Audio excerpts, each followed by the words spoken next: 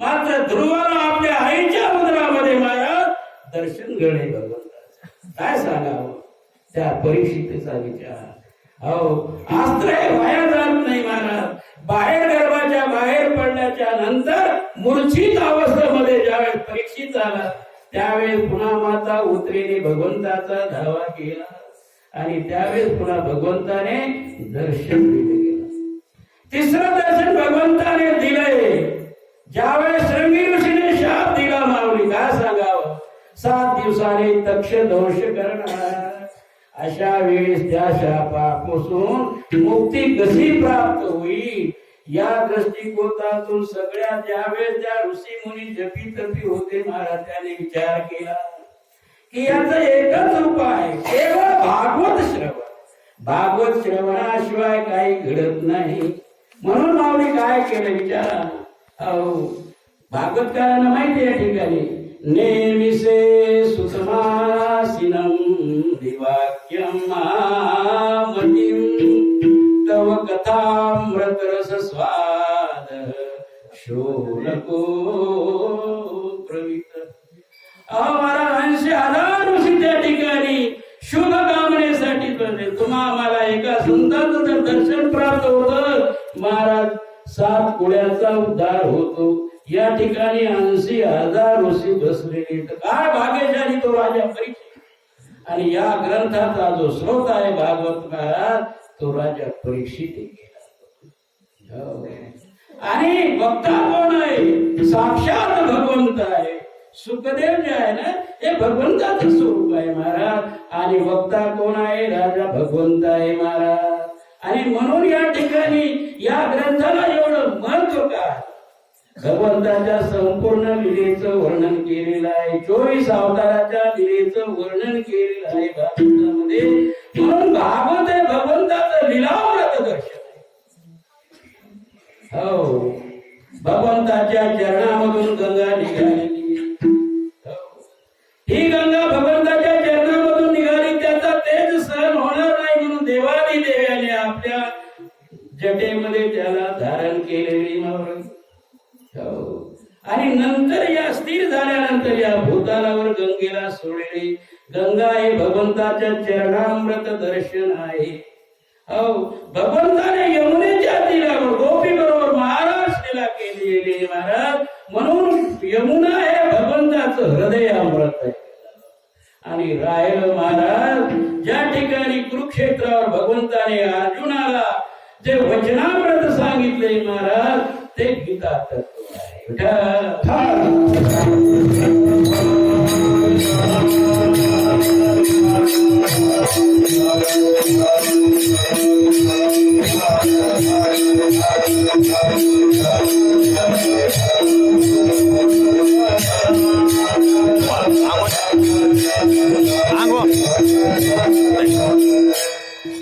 म्हणून भागवत श्रवण करणं महत्वाचं. भागवत श्रवण केल्यानंतर महाराज त्रिकाल पण याच्यामध्ये एक वाक्य सांगायचं राहिलं. कोणतं राहिलं जे भगवंताने राजा परीक्षितला तिसरं दर्शन दिले ते दर्शन कशा प्रकारचे ते सांगतो. लक्षात घ्या. गीतेमध्ये भगवंताने वर्णन केलेलं आहे. मूर्धन्याध्यायात्मन प्राणमास्थितो योगधारणा ओमित्येकाक्षरं ब्रह्म व्याहरणं संवरणं सप्रयाति तजन देहं याति परागति. हो या श्लोकाचा सर्वसाधारण अर्थ आहे महाराज. काय आपण म्हणतो याचीसाठी केला होता अट्टाहास शेवटच्या क्षणी भगवंताने त्या राजा परीक्षितीने आपल्या जीवाला महाराज सहस्त्र दलामध्ये समास केलं. अशा प्रकारे या राजा परीक्षितीला त्रिकाल दर्शन प्राप्त झालेले. म्हणून महाराज भागवत श्रवण करणं महत्वाचं. ऐकाले तुम्ही भक्ती भागवत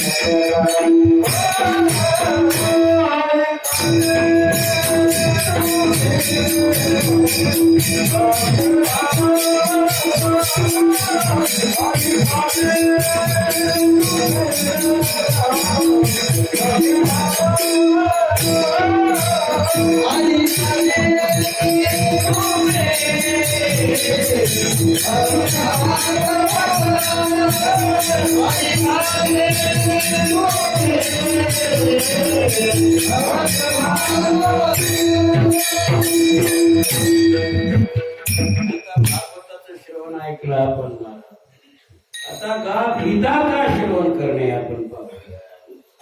हो, जसं भागवताचं मी भावस्वरूप सांगितलं तसं गीतेचं प्रमाण आहे. हो, ज्ञानेश्वरी षटकामध्ये वर्णन केलेलं आहे महाराज. गीताया श्रवणेन शुद्ध सुमती मोहार्ति मुक्तोर्जुनम व्यासाज्ञा परिपालनेन चतुरो मुक्तो यथा संजय टीकाया दृढं चिन्तनं च पठनं मूढान् भवान् मोचकम् यावचंद्र दिवाकरो विजेतां सा नाम ज्ञानेश्वरी. हो महाराज, ज्या भगवंताने गीता सांगितली त्याच भगवंताने ज्ञानेश्वरीचा प्राकृत विस्तार केला. वेदाचं सार गीता, गीतेचं प्राकृत विस्तार ज्ञानेश्वरी. म्हणून ज्ञानेश्वरी आणि गीता हे भिन्न भेद ग्रंथ नाही. गीता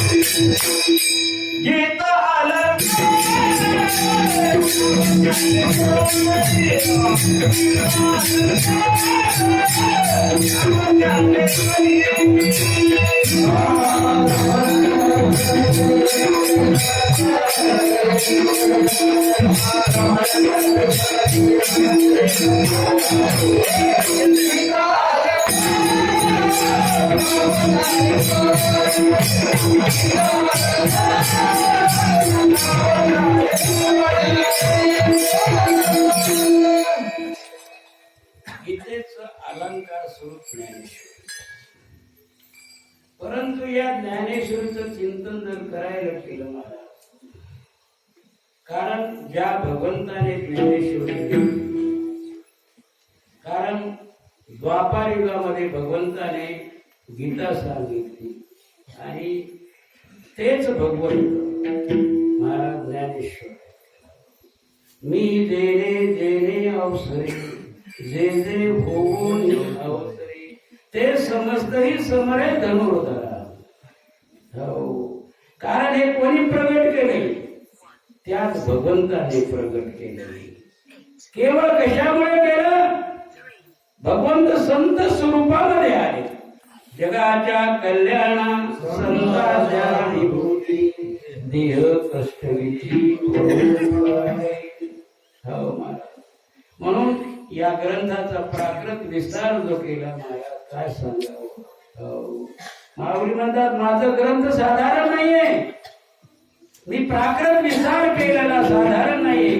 माझा मराठाची बोलू कौतुके परी अमृताची पैजा जिंके. ऐसी अक्षरे रसिके मेळवीन. ते आहे महाराज ग्रंथ, गीता तत्व ते आहे. हो, आणि त्याचाच प्राकृत विस्तार नावे ज्ञानेश्वर. आता इतर ग्रंथ सारखं ग्रंथ नाहीये महाराज. इतर ग्रंथामध्ये पुराण काव्य वाक्य कथा सार वर्णन केले, परंतु गीतेमध्ये भगवंताने पूर्णपणे जीवन दर्शन दर्शविले. म्हणून महाराज म्हणतात श्रवणाची वाट चोखाळली शुद्ध गेले भेदा भेद निवारोनी. आता भेद म्हणजे या ठिकाणी काय करायचे? भेद म्हणजे रहस्य. भेद कशाला म्हटलेलं आहे? रहस्य. कशाचं रहस्य महाराज? आता आपण या ठिकाणी सगळे बसलो महाराज. तुमचं हे पिंड आहे, देह आहे, शरीर आहे महाराज. त्यावेळेस तुम्ही प्रपंच करू शकता, परमार्थ करू शकता. जर हे पिंड जर नसेल महाराज, हे देहच जर नसेल तर तुम्ही काय करणार? म्हणून या गीतामध्ये, गीता तत्वामध्ये, गीतेमध्ये केवळ या पिंडाच वर्णन केलेले महाराज, ज्याला जीवन दर्शन. पिंडी देह स्थिती ब्रह्मांडी प्रसारा हरी नसारा व्यंत ब्रह्म. अहो पिंड आहे म्हणून महाराज तुम्ही काही करू शकता. पिंड जर नसेल तर काही करता येण्यासारखं नाही. म्हणून हे जीवन दर्शनावली या ठिकाणी ज्ञानेश्वर गीतेमध्ये भगवंताने वर्णन केलेलं आहे आणि त्याचा प्राकृत विस्तार ज्ञानेश्वरीमध्ये आहे. भिन्न भेद काही नाही. आता भेद कशा प्रकारचा आहे मला विचार लक्षात घ्या केला. याचे दोन प्रमाण वेगवेगळे दिले. अमृतानुभवामध्ये एक प्रमाण दिलेलं आहे आणि तेच प्रमाण सार ज्ञानेश्वरीच्या 7व्या अध्यायामध्ये ज्या ठिकाणी विज्ञान योग आहे त्यामध्ये वर्णन केले. अमृतामध्ये वर्णन केलेले गर्वाते मोटकी दोघे जे गोसावी से निघे ते दाम्पत्यपणे जागे स्वामिनी. महाराज शिव आणि शक्ती निद्रेत दर्शविल्या गेलेला आहे. शिव निद्रेत आहे, शक्ती जागृत आहे. महाराज लक्ष देऊन ऐका केला थोडस. हो, शक्ती जागृत आहे महाराज. जागृत एकच जीव जर असेल तर व्यवहार कसं त्याला करवणार नाही. जसं आपण लहान लेकराकडे एखादं खेळणं देतो, खेळत खेळत खेळत विस्कळीत करून टाकते महाराज. तसं या मातेनं सृष्टीचा विस्तार केलेला आहे. काय खेळणं हाती घेतलंय महाराज? 5 तत्व हाती खेळणं हाती घेतलेलं आहे. आप तेज वायू जल पृथ्वी. आणि त्या खेळण्याला महाराज तिने रंगीन बनवले केला. कशाने? मन बुद्धी अहंकाराने रंगीन दिलेलं आहे महाराज. याला माऊली म्हणताय अनेक पाहता नावेक रंगी सुरंगते आगळीक गुणास गुणपणाचे बीक बहुवसे. महाराज हे सृष्टीचा विस्तार आहे, परंतु हा सृष्टीचा विस्तार महाराज खेळण्याचे शेवटी याला काही किंमत नाही. अशा वेळेस मला शिव जागे झाले. दोन्ही निद्रेत होते, शिव जागे झाले आणि पाहिलं मातेनं फार मोठं खेळणं तयार करून ठेवलेलं. फार मोठं खेळणं तयार करून ठेवलेलं महाराज. काय सांगावं? ज्याप्रमाणे माता बहिणी काय करतात महाराज, संक्रांतीला सणाला सोनं विकत घेते महाराज, दागिने बरं का. आणि त्या दागिन्याची किंमत कोणाला चतुळ लागते का माझ्या बहिणी थोडं देतात पैसे त्याची किंमत मालकाला द्यावं लागते महाराज. तशी मालकाला किंमत चुकवायची मालकाने संमती देऊन टाकली आणि या सृष्टीमध्ये याला चैतन्य प्राप्त झाले महाराज. हो म्हणून हे जे दोन्ही तत्व आहे पुरुष आणि प्रकृती म्हटलेले याला अर्धनारी नटेश्वरी तोची पुरुष तोची नारी मनोरी चराचरी माताई. अरे पिता तर मी आहेच आहे परंतु माता देखील मीच आहे महाराज. याच्या व्यतिरिक्त सृष्टीमध्ये तिसरं तत्वच नाही. हो हे दोनच तत्व झालेत महाराज बाकी तत्वच नाहीये. हो ज्याला पुरुष आणि प्रकृती तत्व मानले काय सांगतो त्याप्रमाणे दो गोठी एक गोठी दो डोळा एक दिठी. आम्हाला डोळे दोन दृष्टी एकच आहे. अहो दोन होटे आहेत महाराज. शब्द तर एकच आहे की याच्या शब्दात काही भिन्न देत नाहीये. अशा प्रकारे महाराज सृष्टीचा विस्तार बनला गेला नाही. त्यामध्ये तुमचं पिंड देखील आहे. या विस्तारामध्ये तुमचं पिंड देखील आहे महाराज. आणि या पिंडाचं स्वरूप आहे महाराज हे जीवन दर्शन आहे केलं आणि हेच गीतेमध्ये वर्णन केलेलं आहे बाकी दुसरं काही नाही केलं. मग एकाच ठिकाणी या सृष्टीमध्ये ते मावणार नाही महाराज. म्हणून मातेने विचार केला याच्या 4 खाणी बनवल्या. एक आकाशामध्ये उडणारी खान, एक भूतलावर वावरणारी खान, एक भूगर्भामध्ये वावरणारी खान आणि एक जलाशयामध्ये वावरणारी खान. अशा 4 प्रकारच्या खाणी तयार केल्या महाराज. त्याच्यामध्ये पूर्ण जग फिरून राहिले गेला गो 184 योनीच्या माध्यमात विठ्ठला.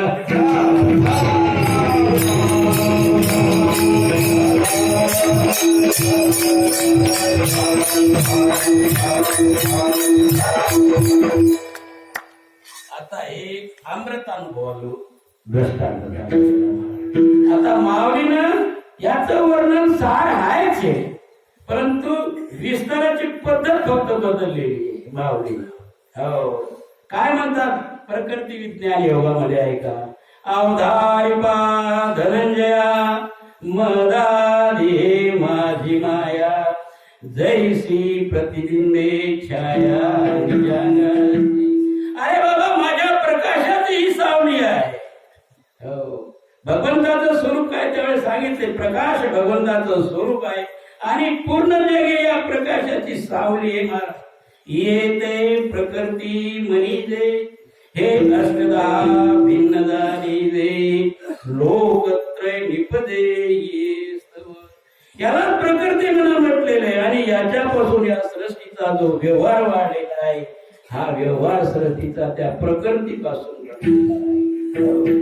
हे अष्टदा भिन्न कैसी आईसे धरीसी मानसी तरी तेची बा परियसी विवंचना. माऊली म्हणतात ऐकते काय ते आप तेज गगन मही मारुत मन बुद्धी अहंकार भिन्न आठरी. अशा प्रकारे या प्रकृतीला अष्टदा प्रकृती म्हटलेलं आहे. जसं मी मागे वर्णन केलं याला काही किंमत नाही. मग या ठिकाणी माऊली म्हणतात या आठात या साम्यावस्था ते माझी परम प्रकृती पार्था ये नाम व्यवस्था जीव वैसी. पहिल्यांदा प्रकृती शब्द मारला आता परम प्रकृती सांगितलं भगवंताने. आणि याचं नाव काय म्हणे जीव. ये नाम व्यवस्था जीव वैसी. अशा प्रकारे हा व्यवहार चाललेला आहे महाराज. जडाते जेववी चेतने ते चेतवी मना करवी मानवी शोक मोह. बुद्धीच्या पैजाणणे जेची जवळिकेचे करणे जे अहंकाराचे नाणे जगती धरिते. अशा प्रकारे महाराज या जगाचा व्यवहार चाललेला आहे. माऊली म्हणताय हे सूक्ष्म प्रकृती पुढे आहे सूक्ष्म तत्व आहे महाराज. स्थूळाची या अंगा जडे भूत मात्रा आधी पडे टाक. मला सोन्याच्या टाकसाळी याचे त्याचे टाकसाळी याची भरपूर टाकसाळी तशी ही जीवाची टाकसाळ म्हणते मावली मावली म्हणताय हो हो होती चतुर्विधू ठसा उमटो लागे अपेसा मोला तरी सरीसा परी ठरत्या होती 84 लक्ष धरा येरा मिती नेटिले भांडारा बरे आधी शून्याचा गाभाराने असे अशा प्रकारे महाराज या सृष्टीचा पूर्ण विस्तार झालेला आहे आणि हेच जीवन दर्शन महाराज या ठिकाणी माऊलीनं सांगितलेलं आहे म्हणून भेदाभेद भेद म्हणजे काय रहस्य काय जीवनाचं या ठिकाणी वर्णन केलेलं आहे महाराज हे शुद्ध तत्व असलेला देह एवढं शुद्ध आहे आता हे शुद्ध काय याचं वर्णन ऐका केलं देहदेवाचे मंदिर आत्मात परमेश्वर हे मंदिर आहे भगवंताचं आता मंदिर का म्हणावं याला कारण आहे.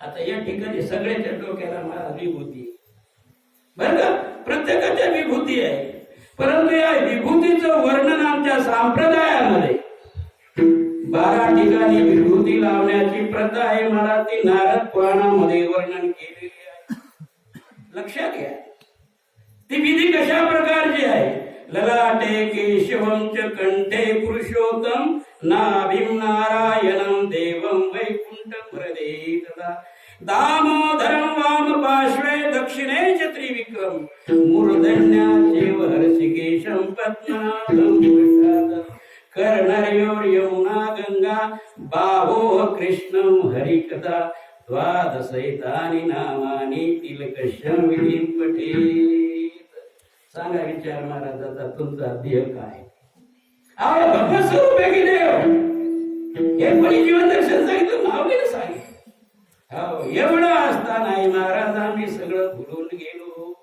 का की याची आम्हाला ओळख राहिली नाही का राहिली नाही याच्यावर कोणीतरी चिखल फेकला महाराज काय सांगावं आणि हे चिखल फेकल्यामुळे महाराज याला मळ लागल्या गेलेली ते तिसऱ्या चरणात